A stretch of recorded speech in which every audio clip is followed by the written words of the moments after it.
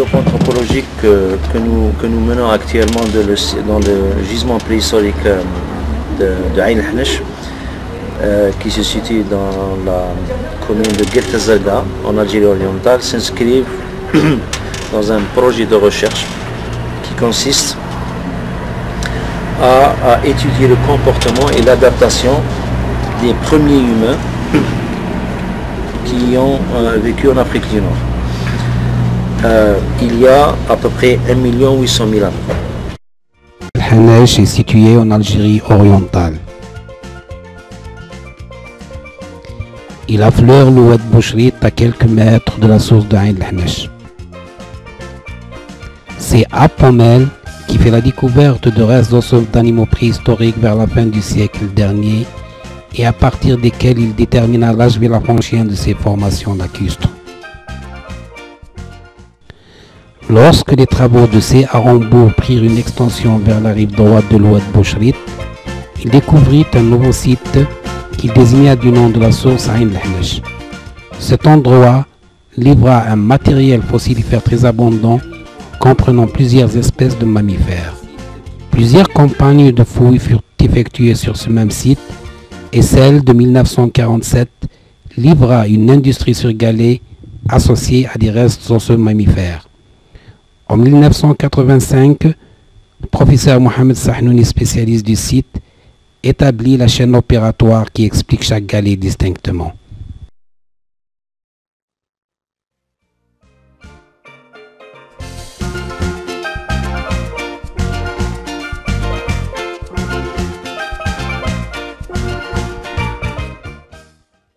Ce qui nous intéresse ici dans le gisement d'Ain el-Hnesh, c'est étudier l'expansion de ces hominidés. Quand ils sont arrivés en Afrique du Nord, quels étaient les caractères physiques et anatomiques de ces anciens hominidés?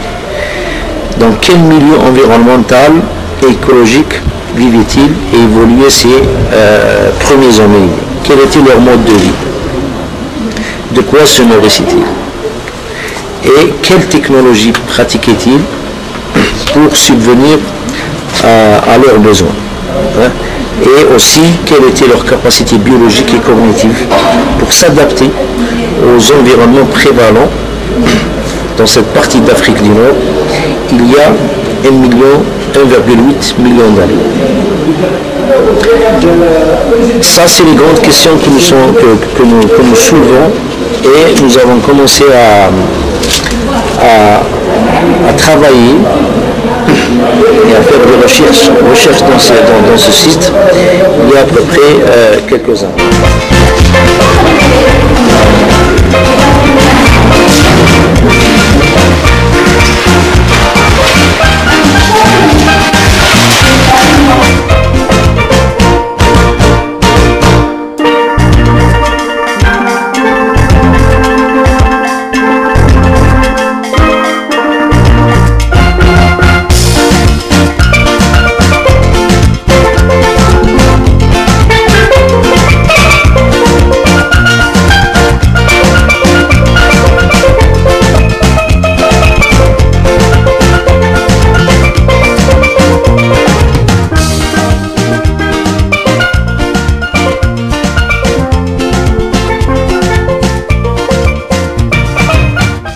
Les premiers résultats que nous avons obtenus indiquent que le gisement d'Ain el-Hnesh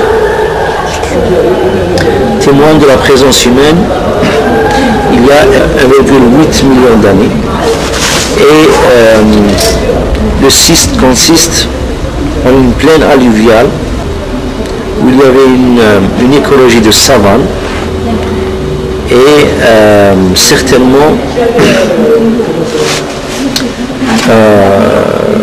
des ressources en eau qui attiraient aussi bien les animaux mais aussi les hominidés.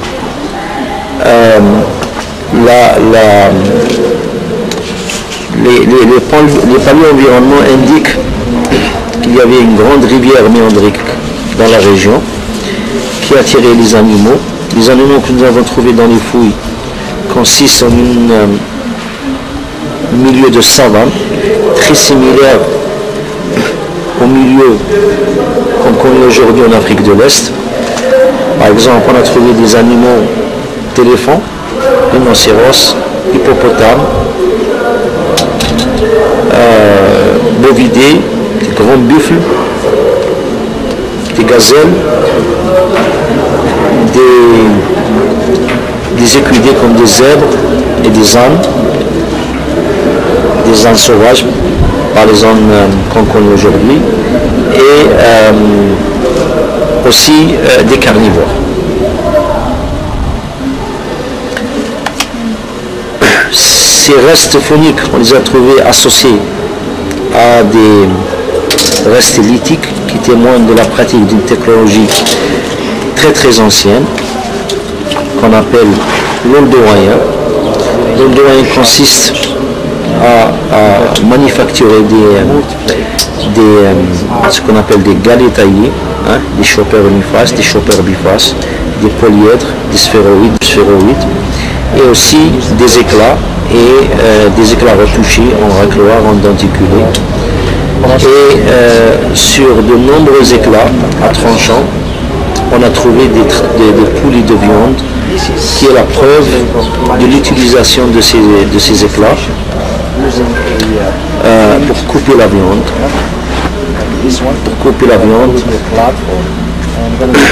Ce qui témoigne que les hominidés processaient ou acquéraient leur nourriture à partir de ces animaux. Certainement aussi dans la nourriture de ces hominidés figurent aussi les végétaux, mais jusqu'à présent on n'a pas encore trouvé ces traces.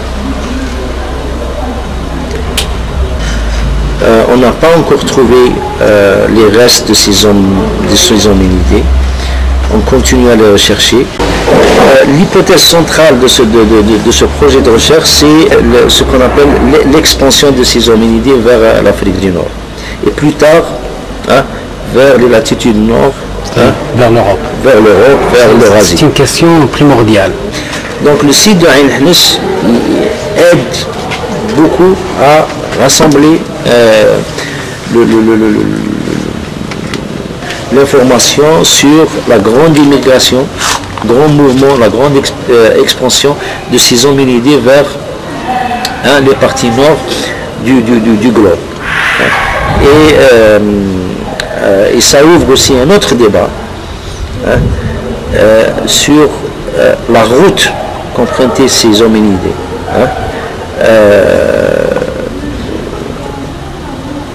Par quels moyens terrestres ils sont arrivés en Europe. Alors il y a un débat il y a deux hypothèses.